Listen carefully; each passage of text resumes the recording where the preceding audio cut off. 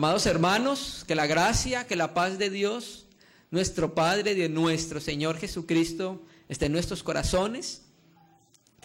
Cuando nosotros llegamos al Evangelio, cuando escuchamos las buenas noticias de la salvación, a través de la predicación de la palabra, nosotros, a través del Espíritu Santo, el Espíritu Santo empieza a hacer un proceso en el interior de cada cristiano, y cada cristiano empieza a adquirir responsabilidades en la casa de Dios. Como lo hemos dicho, las Escrituras dicen en Apocalipsis 1, del 4 en adelante, que nosotros fuimos constituidos sacerdotes por la sangre de Jesucristo.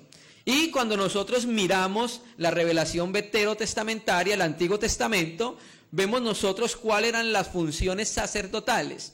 Ahora, trasladándola al Nuevo Testamento, vemos nosotros que como parte del cuerpo de Cristo, nosotros debemos hacer ciertas funciones espirituales en la casa de Dios. Hoy vamos a recordar algunos aspectos que nosotros conocimos, percibimos cuando creímos en el Evangelio. Pablo le dice a los hermanos en Filipos que para él no era molesto repetirles las mismas cosas, porque para ellos era ¿qué? Muy seguro, porque hay veces necesitamos que nos esté repitiendo constantemente la palabra del Señor, por causa de nuestra limitada conciencia, hermanos. Entonces, como hay veces se nos olvida algunos aspectos importantes del Evangelio, primordiales, necesarios y fundamentales, entonces es necesario que volvamos otra vez por nuestros pasos, aquellos pasos que caminamos hace mucho tiempo, pero pasos que debemos seguir caminando en el tiempo presente. Vamos a mirar a través de la exhortación que le hace nuestro querido hermano Pablo a la iglesia Corintios.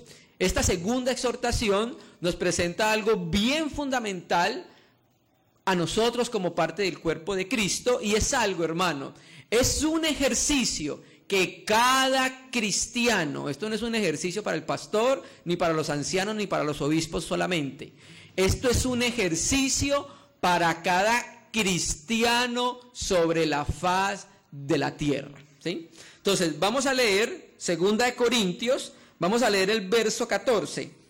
Voy a leerlo desde el 14, pero la perícopa, la unidad de contenido que vamos a tomar, va a ser desde el verso 16 hasta el verso 21. Son esos versos en los cuales nos vamos a centrar hoy para mirar qué ha dicho Dios a través del Espíritu Santo por el apóstol a la iglesia en Corintios.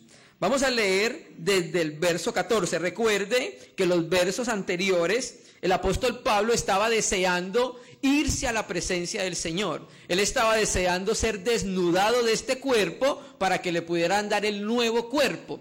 Y habla del tribunal de Cristo y dice que nosotros debemos serle agradables a Dios, sea que estemos en su presencia o sea que estemos en el cuerpo. Y en ese aspecto es que Pablo relaciona el tribunal de Cristo. ¿Por qué? Porque si nosotros somos agradables a Dios en el cuerpo, no vamos a ser avergonzados en el tribunal de Cristo cuando estemos delante de Él. Pero si nosotros no agradamos al Señor en el cuerpo, entonces cuando estemos delante de Él en el tribunal de Cristo, Primera de Juan 2 nos dice que vamos a alejarnos de Él avergonzados, ¿cierto?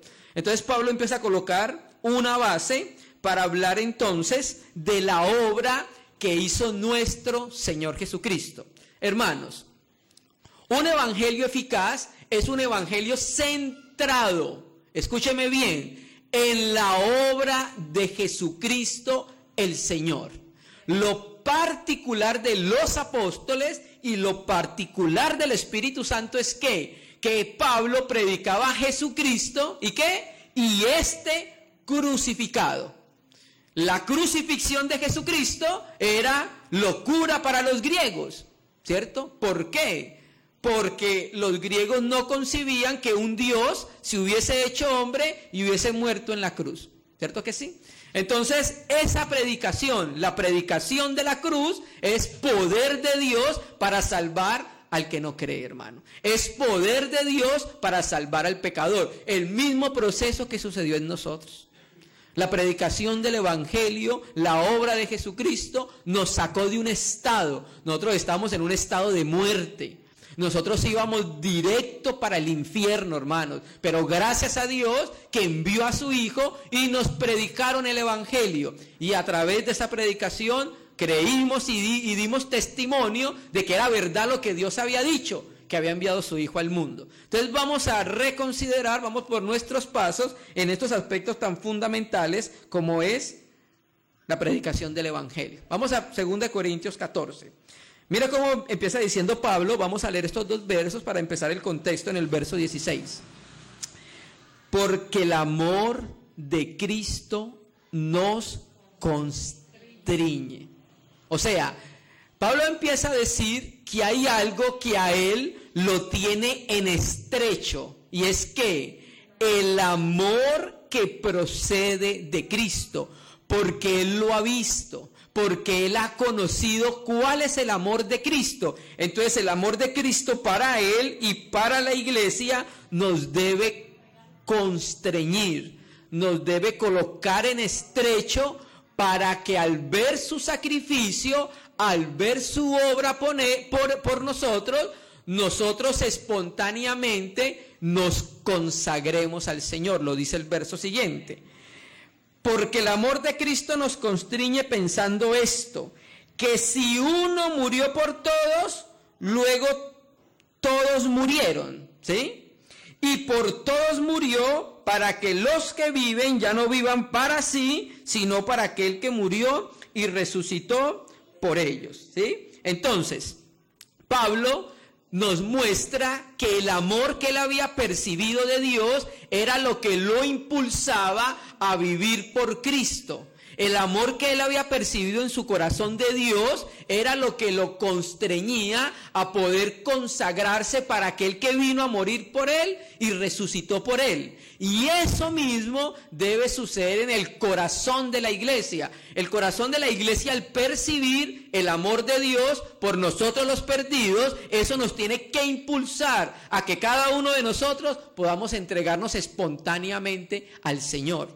Pablo, por eso era que Pablo se esforzaba, por eso era que Pablo entregaba su vida completamente a él, porque esto que dice es una realidad en su corazón. El amor de Cristo lo ha constreñido de tal modo que él entrega su vida al Señor, así como el Señor que hizo, entregó su vida por nosotros, ¿cierto? Entonces Pablo obraba por Dios y por la iglesia, porque el amor de Cristo lo impulsaba. Ese era el motor y el eje en la vida del apóstol para poder hacer la obra que hizo. ¿Qué obra hizo Pablo? Llenó medio mundo del evangelio. ¿Y él por qué hacía eso? Sabiendo que en muchas ciudades lo perseguían, en muchas ciudades lo apedreaban, los judíos intentaron matarlo muchas veces. ¿Por qué él hacía eso? ¿Por qué insistía en eso? Por el amor de Cristo. Porque Jesucristo, a pesar de que fue azotado, golpeado, crucificado, siguió adelante en su camino al Calvario. Pero no se quedó ahí. Del Calvario fue a la gloria. Del Calvario fue al trono, hermanos, ¿sí? Entonces ahí vemos también que hay una recompensa que Pablo también nos habla más adelante, en los versos anteriores, en el tribunal de Cristo. Entonces, hermano, si nosotros hemos apreciado el amor de Dios, pues nos vemos constreñidos espontáneamente a entregar nuestra vida a Él. Así comienza estos versos para llegar entonces al texto que vamos a empezar a considerar. Verso 16. De manera que todos nosotros, de manera que nosotros de aquí en adelante a nadie conocemos según la carne. ¿Por qué Pablo introduce estas palabras hablando acerca del amor de Cristo que nos constriñe? El apóstol Pablo, antes de su encuentro con el resucitado a camino a Damasco, tenía una manera de juzgar a Jesucristo. Y la manera en que él juzgó a Jesucristo era en la carne, en el viejo hombre. Para él Jesucristo era un hereje. Y sus seguidores, los nazarenos, merecían la muerte, porque él era un usurpador para Pablo, que se había hecho pasar por el Mesías, el Hijo del Dios viviente. Y esa era la manera como Pablo juzgaba en su hombre exterior a Jesús el Cristo, el Hijo del Dios viviente. Pablo no conoció personalmente a Jesús en los días de su carne, ¿cierto? Aunque el texto dice acá, de la manera que nosotros de aquí en adelante, ¿cuándo es de aquí en adelante? Desde el momento en que se convirtió a Jesucristo. Ya desde ese momento, ya él no juzgaba las cosas de la misma manera que lo hacía antes de ser de Cristo. Ahora el Espíritu habitante en el corazón de Pablo, por ser participante de la nueva creación, de la nueva vida, de la nueva naturaleza, ya ahora juzgaba todas las cosas desde el Espíritu, ¿cierto? Entonces, si nosotros conocimos cosas, juzgamos cosas en la carne, ahora nuestro juicio y la manera de percibir tiene que ser ¿en dónde? Desde el Espíritu. ¿Por qué? Dice diciendo el texto, de manera que nosotros de aquí en adelante a nadie conocemos según la carne, y aun si a Cristo conocimos según la carne, ¿qué dice el texto? Ya no lo conocemos más. ¿Por qué? Porque nosotros conocemos a la nueva creación, a Jesús, el que ha resucitado de entre los muertos. Esa es la manera entonces ahora que Pablo nos va a introducir en este aspecto que nos compete a nosotros. Verso 17. De modo, o sea, porque ya no conocemos a Cristo según la carne, sino según el Espíritu, de modo que si alguno está en Cristo, ¿qué dice el texto? Nueva criatura es. ¿Por qué una persona es hecha una nueva criatura? Otra traducción, como traduce acá Francisco La Cueva, una nueva creación. ¿Por qué existe este lenguaje en la Biblia? Porque en la Biblia existen dos creaciones. La primer creación, ¿cuándo? Génesis 1:1. En un principio creó Elohim los cielos y la tierra, ¿cierto? Y eso es lo que se conoce como la creación ex nihilo, quiere decir la creación que procede de Dios y sale de la nada, que eso es algo propio de Dios, crear de la nada. Esa es la primera creación. Pero resulta que el hombre pecó, y cuando el hombre peca, bueno, primero pecó el diablo, lucero de la mañana, pecó en las regiones celestiales y luego el hombre pecó en la tierra. Entonces el pecado se introdujo en los cielos y el pecado se introdujo ¿en dónde? En la tierra. Y Romanos 5:12 muy claramente dice que el pecado entró por un hombre ¿en dónde? Al mundo, ¿cierto? Entonces, cuando entró el pecado en el mundo, toda la creación se volvió vieja. La vieja creación. Y Pablo es la persona, el hermano que más habla de ese aspecto al referirse a Adán como el viejo hombre, el palaios antropos, el antiguo hombre. ¿Por qué era antiguo? Porque se murió. Y cuando se murió, se envejeció. Entonces, como la creación que Dios hizo perdió el propósito para el cual Dios la hizo, ¿Dios qué hace? Una nueva. ¿Sí? Recuerde, Apocalipsis 21 nos dice, vi un cielo nuevo y una tierra nueva. Y el Señor Dios y el Señor Jesucristo en Apocalipsis, creo que es 21, dice, y el que está sentado en el trono dijo, he aquí yo hago todas las cosas nuevas. Entonces Dios, a través de la muerte del Hijo, le da muerte a todo lo viejo y a través de la resurrección del Hijo, crea algo nuevo, ¿cierto? Y eso es lo que conoce como la nueva creación. Entonces, a nosotros los cristianos, a cada uno de los creyentes sobre la faz de la tierra, Dios nos hizo de nuevo. ¿Por qué? Porque nos morimos, porque nos perdimos. Y el viejo hombre no se puede remendar. El viejo hombre se tiene que matar. ¿Sí? ¿Estamos de acuerdo? Tiene que morir. Y por eso entonces Dios lo lleva a la cruz en Jesucristo. Ahí Dios le da muerte al viejo hombre para empezar algo nuevo, la nueva creación. ¿Listo?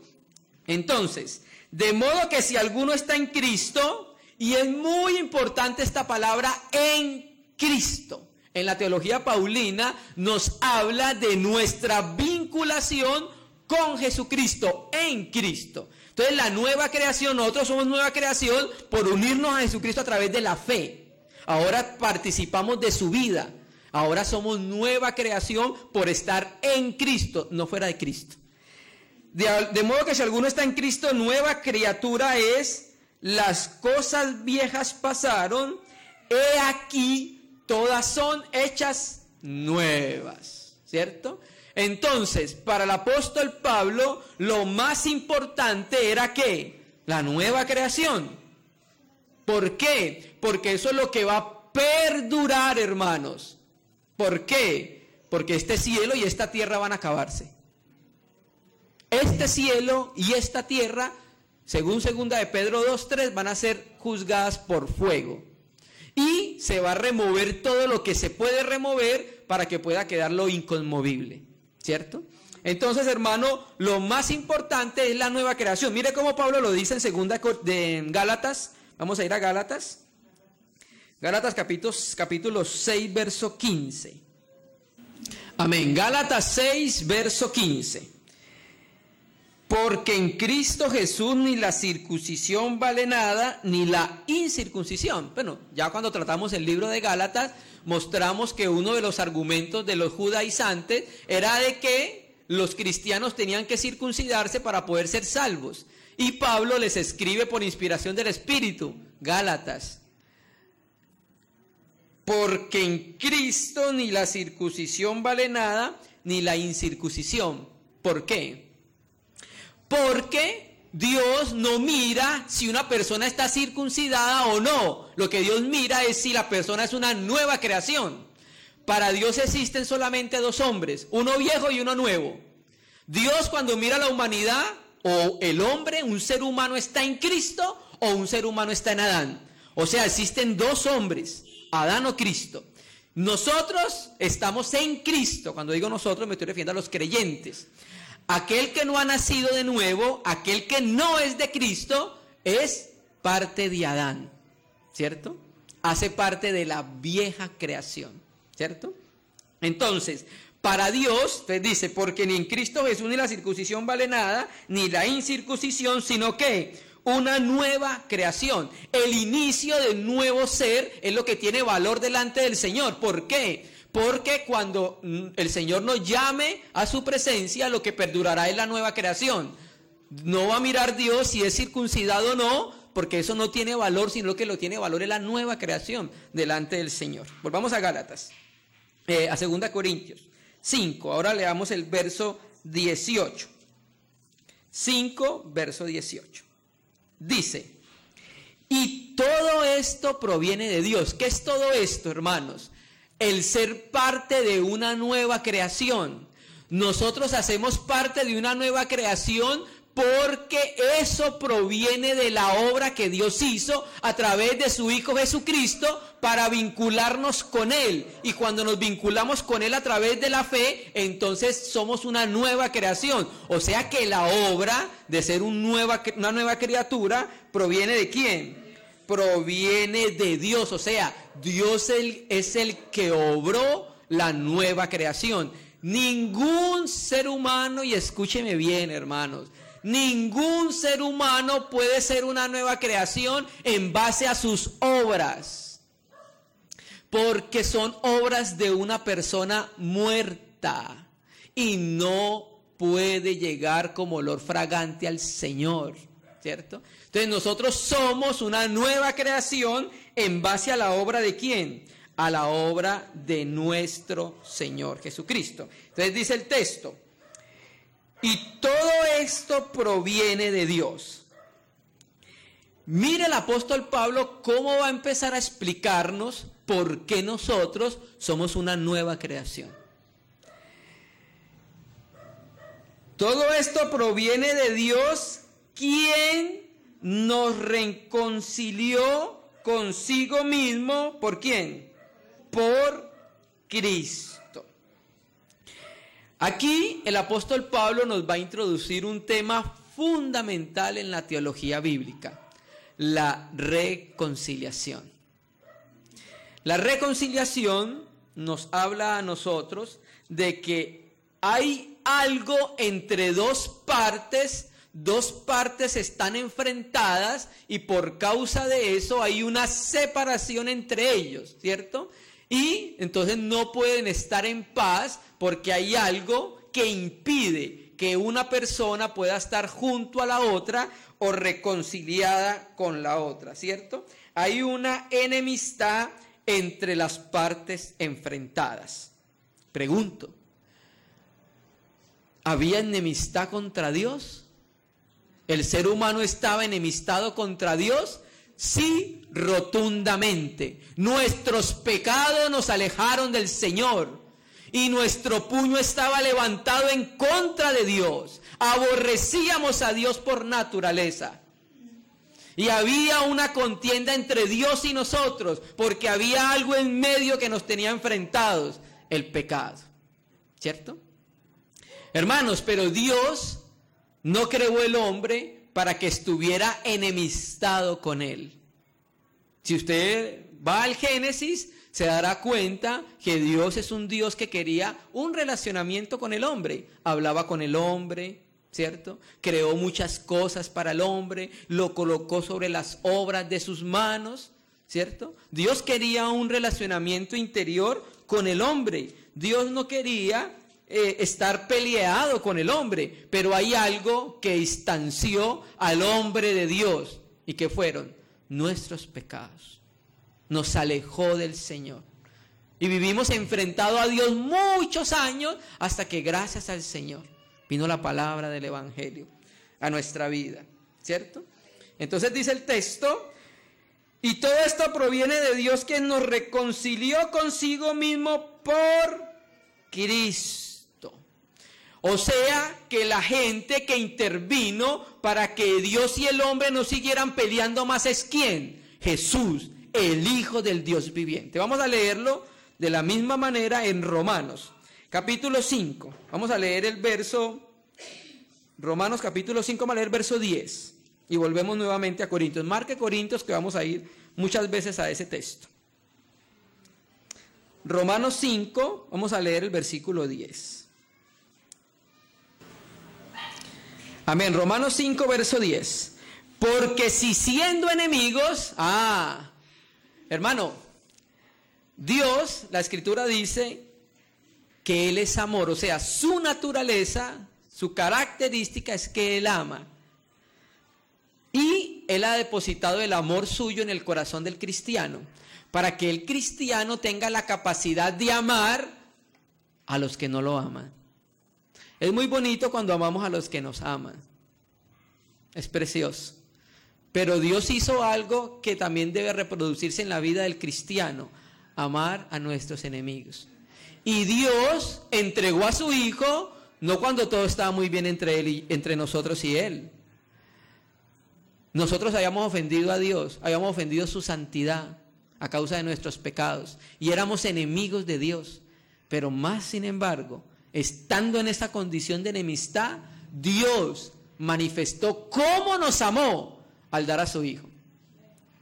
¿Entregaríamos nosotros nuestro Hijo por un enemigo? Porque si siendo enemigos, fuimos reconciliados con Dios por la muerte de su Hijo. Entonces lo que produjo que el ser humano volviera a reconciliarse con Dios fue el sacrificio todo suficiente, todo perfecto y completo ¿de quién? De nuestro amado Señor Jesucristo. Entonces volvamos al texto. De modo que y todo esto proviene de Dios, quien nos reconcilió consigo mismo por Cristo. O sea que el que tomó la iniciativa de salvarnos fue Dios, no ninguno de nosotros. No teníamos cómo poder salvarnos, hermano. Cada uno de los seres humanos por su pecado iba a irse para el infierno. Pero gracias a Dios que hubo una iniciativa en Él, a causa de su amor, decidió salvarnos, siendo sus enemigos. Pero la salvación del hombre tenía un costo muy alto. Y Dios, para poder salvar al hombre, debía hacer un proceso jurídico para poder salvar al hombre, porque Dios es un juez justo. Usted se imagina donde una persona se presente ante el Señor y entonces le diga: Señor, ¿cómo te parece que yo hice 50 edificios y metí a todos los pobres y les di comida? Entonces Dios diría, ay, qué bonito, te vas a salvar por lo que hiciste. No, un juez justo no hace eso. Un juez justo dice, tú estás en pecado y la paga del pecado es muerte. Entonces tenía que suceder una transacción legal que colocara a Dios como justo al justificar a un pecador. Tremendo, ¿cierto? Y es ahí entonces cuando tiene mucho sentido y valor la obra de Jesucristo. Entonces dice el texto, y todo esto proviene de Dios, quien nos reconcilió consigo mismo. ¿Por quién? Por la obra de Cristo, ¿cierto? Y nos dio, presta atención, ¿qué nos dio? El ministerio de la reconciliación. Entonces aquí está este aspecto importante que es lo central de esta perícopa. Dios nos reconcilió y cada uno de los cristianos sobre la faz de la tierra hemos experimentado qué es volver a amistad con Dios, qué es volver al cariño y al amor con Dios, ¿cierto? Que es estar en paz con Dios. Cada cristiano sobre la faz de la tierra lo ha experimentado. Si alguien no ha experimentado el perdón, entonces no es de Cristo. El que ya lo experimentó es de Cristo y ya sabe que es ser reconciliados por Dios a través de la muerte de su Hijo Jesucristo, ¿cierto? Entonces, como nosotros hemos experimentado qué es la reconciliación, primeramente lo dice Pablo, ¿sí? Él fue reconciliado con Dios y Dios le entregó un ministerio, hermanos, y este ministerio es un ministerio corporativo. Este ministerio es un ministerio patrimonio del cuerpo de Cristo. ¿Por qué? Porque nosotros ahora tenemos que testificar cómo Dios nos reconcilió con Él cuando estábamos muertos. Ahora tenemos que testificar cómo Dios nos reconcilió a través de la muerte de su Hijo con Él. Y nos dio, primeramente a los apóstoles y a los obreros, pero también una aplicación más general a la iglesia. ¿Qué nos dio? El ministerio de la reconciliación. Entonces nosotros, nuestro deber es anunciarle a los hombres que Dios justamente estaba ofendido por los pecados de los hombres, pero que Dios mismo ha remediado el problema. Aleluya. ¿Cómo lo remedió? Enviando a su Hijo amado a morir por nuestros pecados. Entonces nosotros debemos ser heraldos y anunciar ese mensaje. Que Jesucristo, Dios a través de la obra de su Hijo, nos reconcilió. Y como ahora somos objetos de esa reconciliación, entonces ¿qué sucede? Debemos anunciar a los hombres la reconciliación, que aún sigue presente para los hombres, y no solamente para los perdidos. Hago una pregunta. ¿Nosotros después de ser salvos hemos pecado? Amén. Y el pecado es una ofensa contra el Señor. Entonces cuando pecamos también necesitamos reconciliarnos con Dios. O sea que la reconciliación va en dos lados. Para el no cristiano y para el cristiano. Dios siempre tiene los brazos abiertos para todos sus hijos que se han alejado de Él y han pecado contra Él. ¿Por qué? Porque la Escritura dice que la sangre de su Hijo Jesucristo nos limpia de todo pecado, cuando nos arrepentimos de corazón, ¿cierto? Entonces, fuimos reconciliados y cuando nos reconcilió, ¿qué hizo? Nos dio el ministerio de la reconciliación, hermano. ¡Qué precioso! Ese ministerio es un ministerio que debe ser ejercitado por cada uno de los santos. Sí, hay hermanos que tienen el ministerio de ser evangelistas, claro que sí. Sí, es muy cierto, verídico, pero el ejercicio de la reconciliación es un ejercicio de cada uno de los cristianos, hermano. ¿Por qué? Nosotros no osamos hablar de cosas que Cristo no haya hecho en nuestra vida. Pero la reconciliación es un ejercicio que todos lo hemos vivido y todos lo hemos experimentado, ¿cierto que sí? Entonces es algo normal en nuestra vida porque nosotros fuimos objeto de él, ¿cierto? Y todo esto proviene de Dios, que nos reconcilió consigo mismo por Cristo, o sea, por la muerte. La muerte de su Hijo hizo algo, ¿cierto?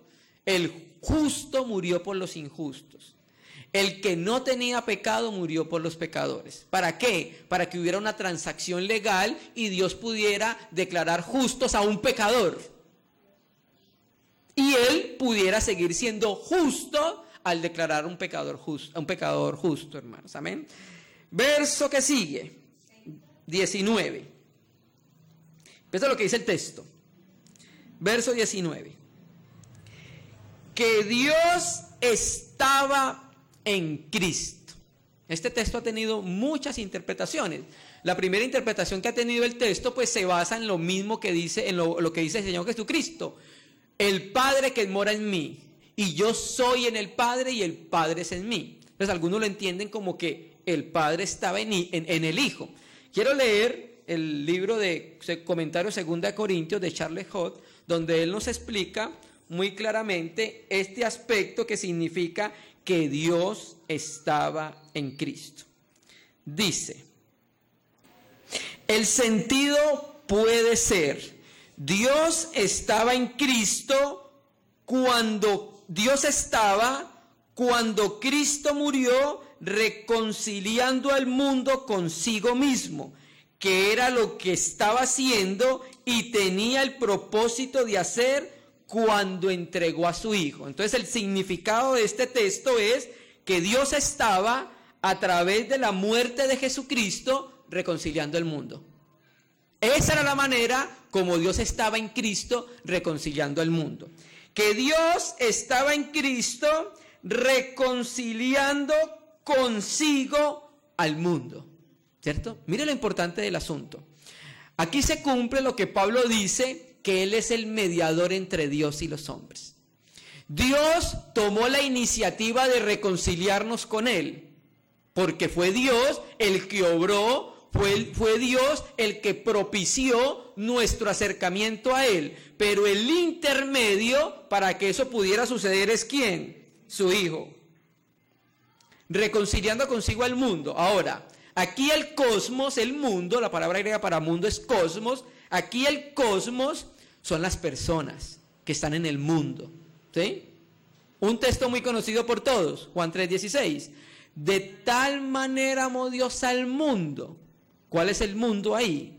Los hombres que están en el mundo, ¿cierto?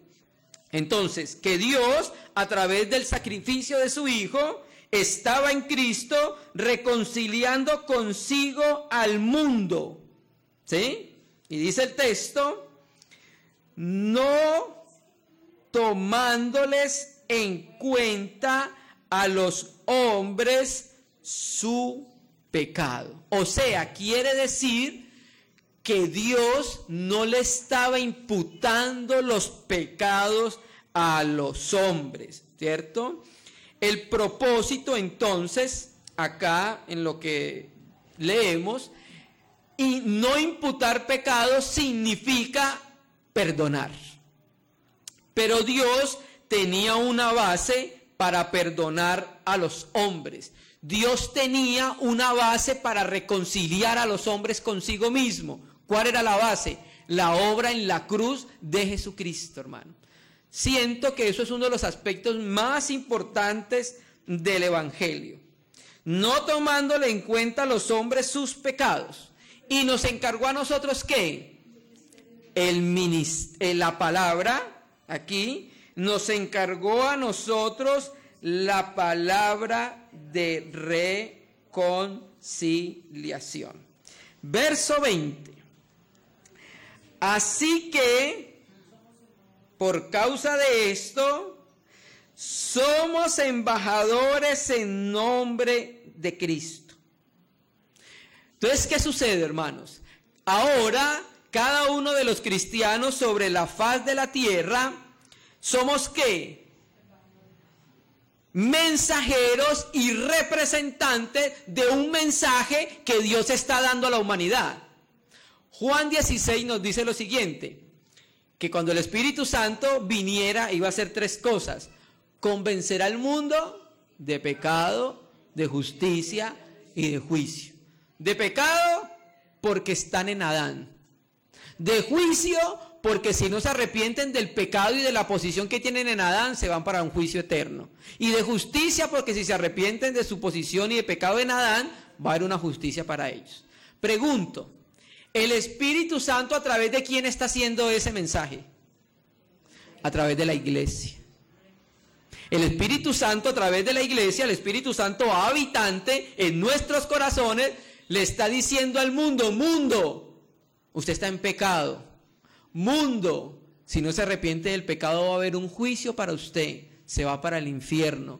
Mundo, pero si se arrepiente de ese pecado, va a haber una justicia y va a estar eternamente con Dios. ¿Sí? Entonces, ese es el mensaje que nosotros debemos dar como embajadores. Esta palabra griega, embajadores, viene de presbeu, y esa palabra es raíz de presbítero. Presbítero es la palabra griega para anciano, ¿cierto? Entonces nosotros somos mensajeros, representantes y portavoces. ¿De quién? De un mensaje divino. Nosotros llevamos un mensaje divino para los hombres. Un mensaje de parte de Dios. No es un mensaje nuestro. Si fuera por nosotros no lo diríamos. ¿Por qué? Porque la gente nos rechaza por este mensaje, ¿cierto? La gente nos menosprecia. En países extremistas los matan por este mensaje, los encarcelan. Entonces al hombre natural no le interesa mucho este mensaje, pero nosotros lo hacemos porque al ver el amor de Dios somos constreñidos a hacerlo. A decirle al mundo, mundo, yo le traigo un mensaje de parte de Dios. ¿Cuál? Cristo vino a morir por ustedes para reconciliarnos con Dios. La obra de Jesucristo puede acercarlos a Dios, como nos acercó a nosotros, hermanos. Entonces, por eso hablamos al principio, hermanos amados, de que estos aspectos son aspectos que nosotros ya hemos conocido, ya hemos experimentado y estamos pasando nuevamente por nuestros pasos. Así que somos embajadores en nombre de Cristo. Como si Dios rogase por medio de nosotros. Mire lo que dice. Qué tremendo, hermanos. Qué tremendos. Dios está rogando al hombre que se vuelva a Él, hermanos. Y Dios no tiene necesidad, pero está haciendo un ruego al hombre, porque Dios no quiere que el hombre se vaya para el infierno con el diablo, hermanos. La gehenna de fuego, el lago de azufre y fuego no fue diseñado para el hombre. El texto lo dice en Mateo muy claramente. Ir a la gehenna, al fuego, preparado ¿para quién? Para el diablo y sus ángeles. Eso era para ellos. Pero el diablo está arrastrando multitud de personas a ese lugar. Y es ahí que eso nos debe constreñir también a nosotros. Mira lo que pasó con Pablo cuando llegó a Atenas. En Hechos 17 dice que llegó a Atenas y vio la ciudad entregada a la idolatría. Y dice que su espíritu se enardecía por ver que todas esas personas iban derecho para el infierno, hermano. ¿Y qué hizo Pablo? Empezó a predicarles el evangelio, la salvación a través del Hijo de Dios. Y así que somos embajadores en nombre de Cristo, como si Dios rogase por medio de nosotros, o rogamos en nombre de Cristo, dice el texto, reconciliados con Dios. Entonces viene dos preguntas, hermano. Naturalmente que la reconciliación de la cual estamos hablando es de Dios hacia los perdidos, claro que sí. Pero aquí en este texto, cuando dice os rogamos, pareciera que Pablo también está dirigiéndose ¿a quién? A los corintios. Aunque la Biblia textual en su traducción suple la palabra os para no referirse a los corintios, ¿cierto? Pero aquí se puede dar a entender que a través de la exhortación del Espíritu Santo, Dios también quería que los corintios se volvieran a Él. Si usted lee más adelante, unos capítulos más adelante, creo que es el 13, Pablo dice que cuando Él llegue, de pronto va a tener que llorar por algunos que no se han arrepentido de su inmundicia, fornicación y lascivia. Entonces un cristiano que vive así, es un cristiano que necesita reconciliarse con Dios. Entonces una persona que lleva a reconciliarse a otra con Dios es una que ya experimentó la reconciliación.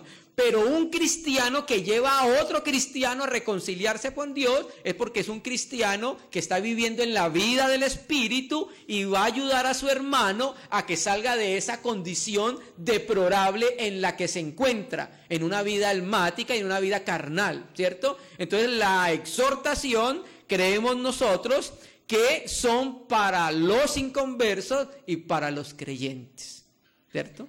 Cada uno de los dos necesitamos volvernos a Dios.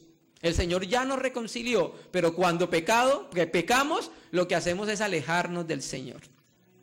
Así que somos embajadores en nombre de Cristo, como si Dios rogase por medio de nosotros, os rogamos, eso está en admiración, rogamos en nombre de Cristo, reconciliaos con Dios. Amén. Entonces, hermanos, si alguno de nosotros necesita volverse al Señor, el Señor hizo lo necesario para volvernos a Él. Siempre los cristianos estamos a tiempo de volvernos a Jesucristo. Siempre el Señor está como un buen padre con los brazos abiertos. ¿Recuerdas el hijo pródigo? Lo que sucedió con el hijo perdido. Y recuerda lo que hizo el padre cuando él llegó, lo abrazó y lo besó. ¿Sí? Pero naturalmente, previamente a eso, sucedió algo. El texto dice que el hijo volvió en sí. Quiere decir que reconoció que había hecho mal al alejarse de su Señor. Verso que sigue. Entonces, este verso es muy importante, hermano. Tiene un alto contenido teológico. Al que no conoció pecado. Esta es la base sobre la cual Dios va a reconciliarnos y va a declarar justos a este poco de pecadores, a nosotros los cristianos. Empecemos.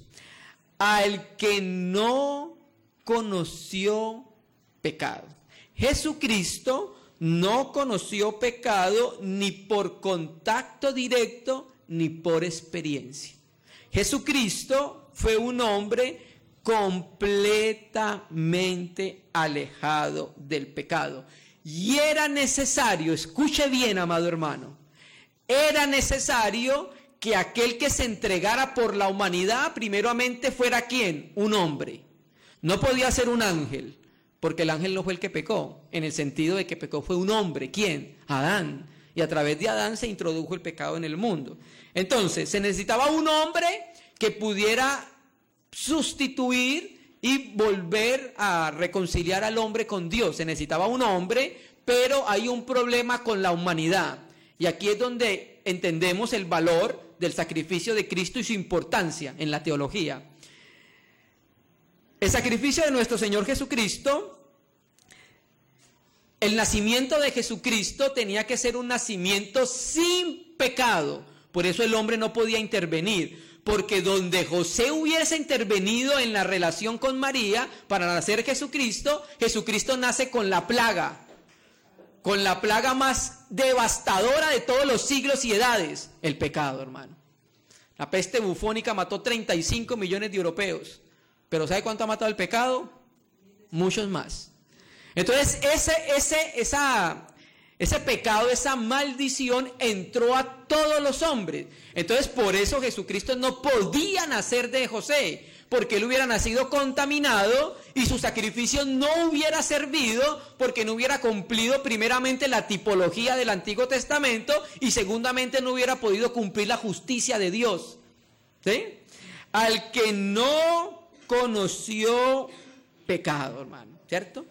Vamos a leer cómo en el Antiguo Testamento el Cordero Pascual tenía que ser sin pecado. Vamos a mirar esta figura. Vamos a ir a Éxodo, capítulo 12. Éxodo, capítulo 12. Y vamos a leer el verso 5. Éxodo 12, verso 5. Éxodo 12, verso 5. ¿Lo tenemos? Entonces aquí está hablando de la institución de la Pascua, Pesach, ¿cierto? Entonces, cada familia tenía que reunirse y tenía que guardar un cordero 4 días, del 10 de Abib Nisan, del 11 de Abib Nisan hasta el 15 de Abib Nisan, 4 días, y tenían que examinarlo. Tenían que mirar en esos 4 días que el cordero no tuviera ninguna mancha, ningún defecto, una pierna quebrada, no tuviera roncha, no tuviera nada, ¿cierto? ¿Qué nos habla de eso? Nos habla de la impecabilidad de nuestro Señor Jesucristo. Nos habla de que cuando Él fue examinado, nadie le encontró pecado. ¿Sabe qué dijo Pilatos? No hallo ninguna falta en este hombre. ¿Sabe qué dijo el ladrón de la derecha? Este hombre no ha hecho nada malo. ¿Sabe qué dijo el centurión? Verdaderamente este hombre era justo. Todo lo que lo examinaron lo encontraron limpio, sin pecado. Éxodo 12:5, el animal será sin defecto. Macho de 1 año lo tomaréis de las ovejas o de las cabras. Esta palabra sin defecto es una palabra muy importante. La palabra hebrea tamín significa sin mancha, limpio, puro. Así era el Hijo de Dios, ¿cierto? Pero hermanos, no hay un testimonio mayor que nos habla de la impecabilidad del Hijo de Dios que el Padre. El Padre dio testimonio de quién era su Hijo, de lo alejado de los pecadores que era su Hijo. Vamos a leerlo. Vamos a ir a Mateo, capítulo 17. En la transfiguración del Señor, Mateo 17. Vamos a leer del verso 8. Del verso 5, Mateo 17, verso 5.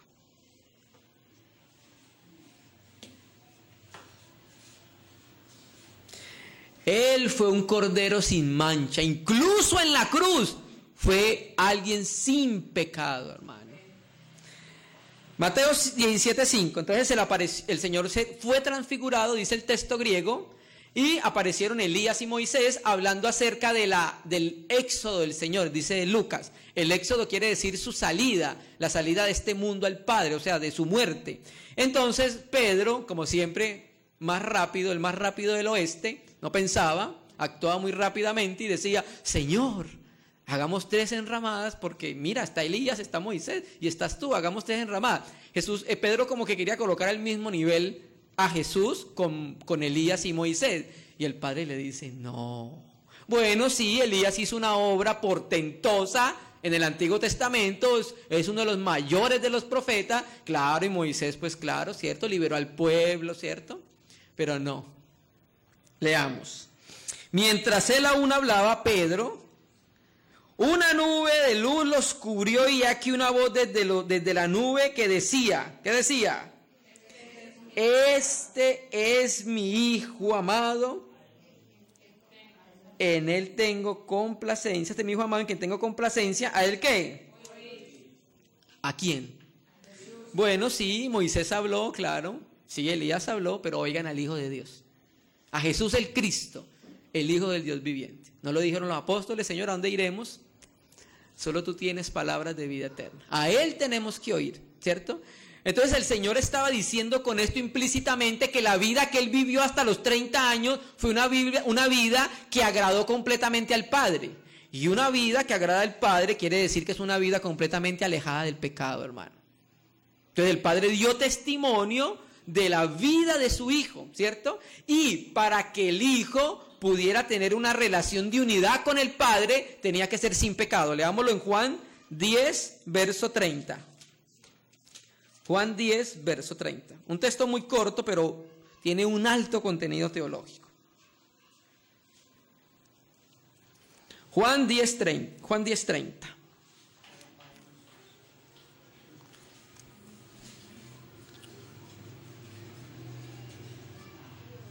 Juan 10, 30. Mira lo que dice.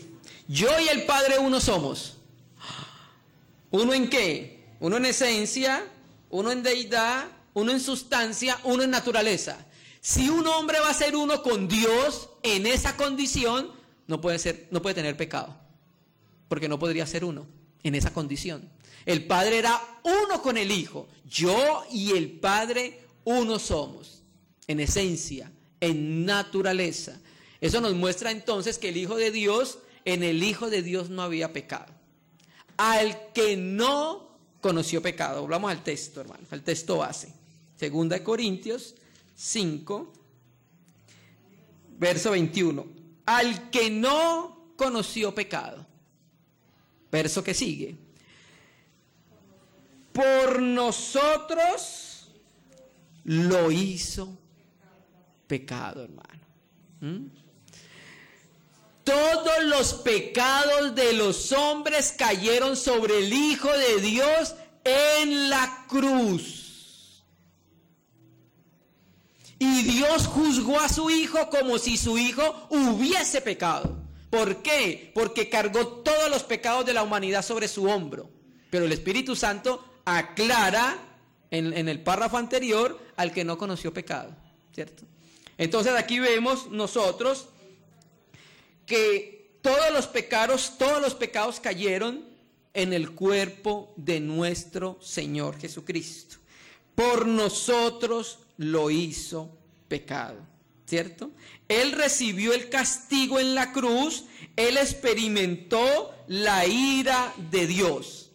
Él se le imputó el pecado de todos los hombres, por eso la salvación no puede ser fuera de Jesucristo. Por eso la salvación es única y exclusivamente en Jesucristo, en el mensaje de la cruz. Porque fue en la cruz donde Dios cumplió la justicia divina. La justicia divina demandaba que el hombre pagara por sus pecados. El hombre pecó y la paga del pecado era la muerte. Alguien tenía que morir por nuestros pecados, pero tenía que ser alguien sin mancha, alguien sin pecado, alguien limpio. Y ese era Jesús el Cristo, el Hijo del Dios viviente. Entonces el Padre le imputó todos los pecados al Hijo de Dios. Él era santo, pero en ese momento, en un sentido jurídico, fue hallado culpable, porque cargó todos los pecados del hombre.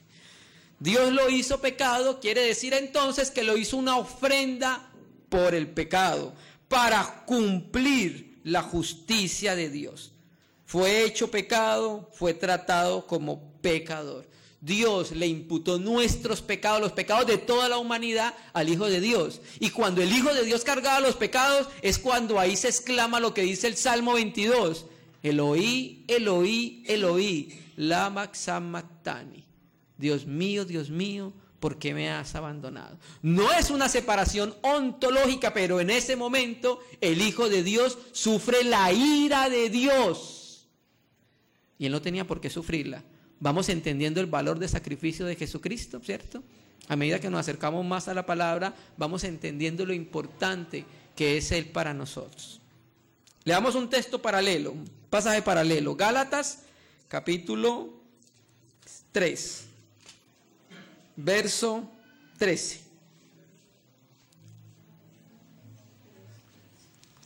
Gálatas 3, verso 13.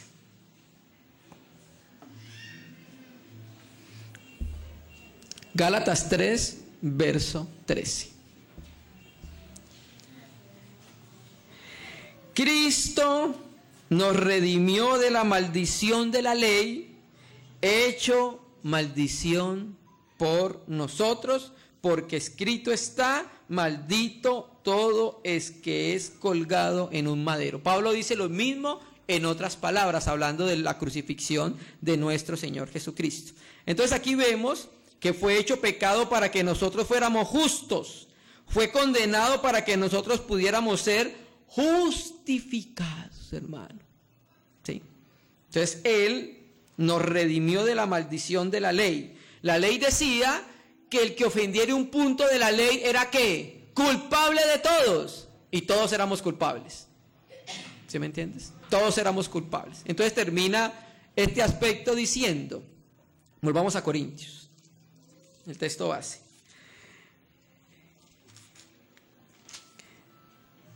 Así que el que no conoció pecado por nosotros le hizo pecado para que nosotros fuésemos hechos justicia de Dios en él, hermano, ¿cierto? Entonces aquí quiero leer nuevamente el libro del hermano Charles Hodge, donde tiene un comentario acerca de esta palabra de justicia de Dios en él.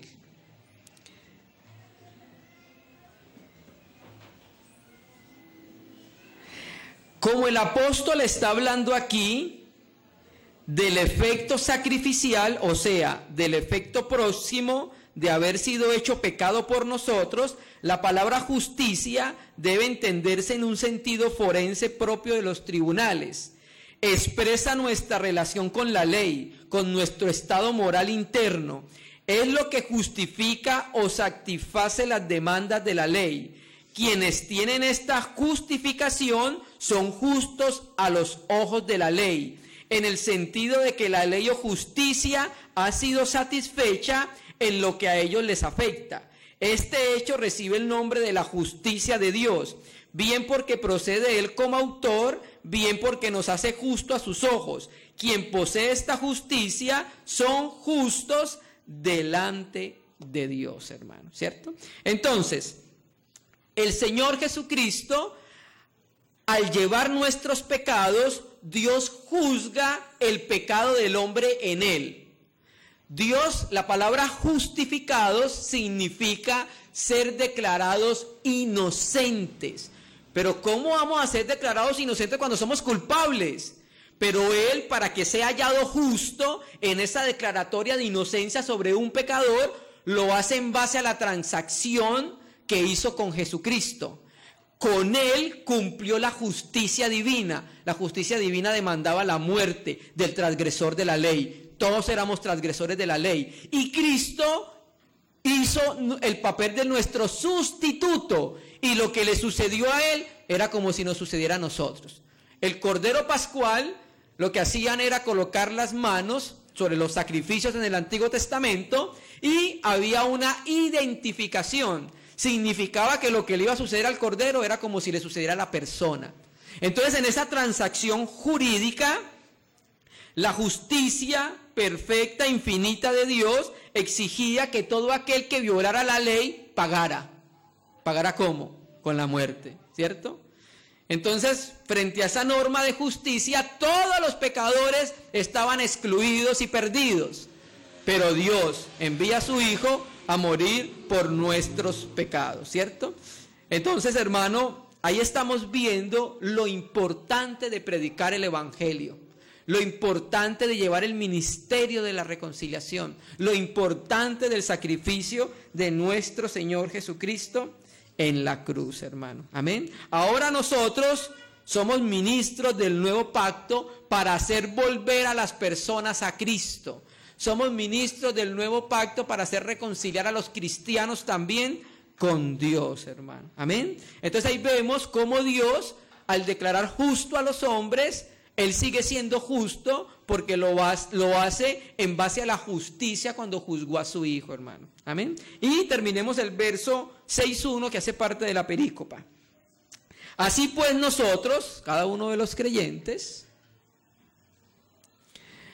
así pues nosotros como colaboradores suyos os exhortamos también que no recibáis en vano la gracia de Dios. ¿Cuál fue la gracia de Dios? El favor de Dios. Esa fue la gracia de Dios. Hacer a su Hijo pecado por nosotros. Entonces, no solamente a los corintios, no solamente a los cristianos, sino al mundo.